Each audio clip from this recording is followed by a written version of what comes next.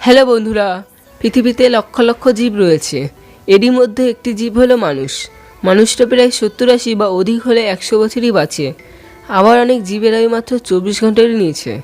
এই জীবদের মধ্যে সবথেকে বুদ্ধিমান জীব বলা হয় মানুষদের, কিন্তু আয়ুর দিক দিয়ে মানুষ জীবজগতের সর্বোচ্চে নেই।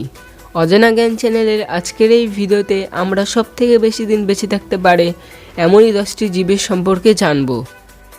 Number 10, rougheye rockfish. এই মাছটিকে ব্ল্যাক ট্রাউট মাছও বলা হয়ে থাকে। এই মাছটি প্রায় 38 ইঞ্চি পর্যন্ত লম্বা হয়। এই মাছটির ওজন প্রায় 6 থেকে 7 কেজি হয়ে থাকে। সমুদ্রে এরা 200 ফিট থেকে 500 ফিট গভীরতার মধ্যে বসবাস করে। এরা খুব ধীরে ধীরে বৃদ্ধিপ্রাপ্ত হয়। এদের গড় আয়ু প্রায় 200 বছর হয়। Number 9, red sea urchins. এরা প্রায় সমুদ্রে 300 ফিট গভীরতায় বসবাস করে। এরা সমুদ্রে বিভিন্ন ভাসমান বস্তুর সংস্পর্শে থাকে। জলের দেহ থেকে বাঁচার জন্য ওরা এটা করে। এদের দেহে সরু সরু কাঁটা থাকে, আর এই কাঁটাগুলির দৈর্ঘ্য প্রায় 8 সেন্টিমিটারও হতে পারে। এরা কিন্তু কোনো উদ্ভিদ নয়, এরা প্রাণী। এদেরও মুখ হয়। এরা প্রায় 210 বছর এই পৃথিবীতে বেঁচে থাকে।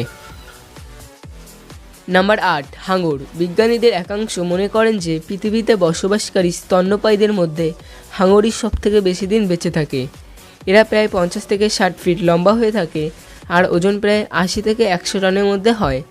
হাঙরদের অধিকাংশ ক্ষেত্রে বিভিন্ন কারণে অকালে মৃত্যু হয়ে থাকে, কিন্তু যদি এরা পুরো বেঁচে থাকে তবে এদের জীবনকাল হবে প্রায় 245 বছরের মতো। নাম্বার 7, কৈফিশ। একে নিশিকির গৈও বলা হয়। এরা অনেক রঙের হয় এবং দেখতেও সুন্দর হয়। হানুকো নামক কৈফিশ 226 বছর বেঁচে ছিল। নাম্বার 6, ওয়েস্টিমেন্ডিফেরার টিভিওয়ার্স। এদের বিচিত্র সামুদ্রিক জীব বলা হয়, যা 300 থেকে 32,800 ফিট নিচে পাওয়া যায় সমুদ্রের।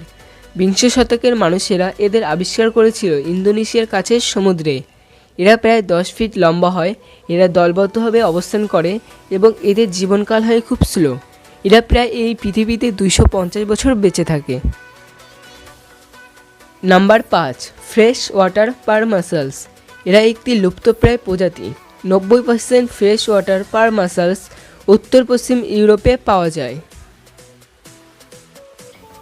নাম্বার 4, কচ্ছপ। এটিকে তো আমরা সবাই চিনি। এদের বয়স অনেক বেশি হয়, বা এরা এই পৃথিবীতে অনেক দিন বেঁচে থাকে। একটি এভারেজ আর হেলদি কচ্ছপ প্রায় 150 বছর বেঁচে থাকে।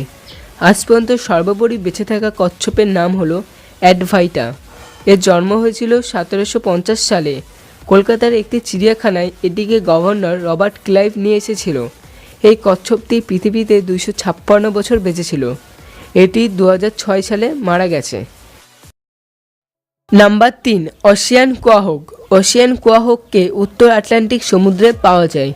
এটিকে মানুষ খায়। এরা বালির মধ্যে লুকিয়ে থাকে।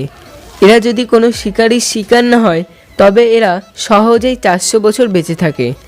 মিং দ্য ক্ল্যাম নামক অসিয়ান কোয়াহক 560 বছর বেঁচে ছিল।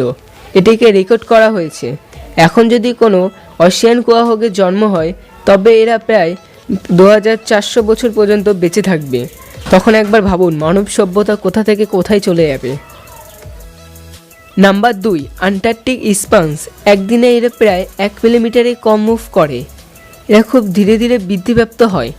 এই ধীরগতির জন্যই এরা অনেক দিন বেঁচে থাকে। এদের অনেকগুলি প্রজাতি পাওয়া যায়। আন্টার্কটিক স্পাঞ্জ প্রায় এই পৃথিবীতে 1500 বছর বেঁচে থাকে। বাহ, কি জীবন পেয়েছে এরা।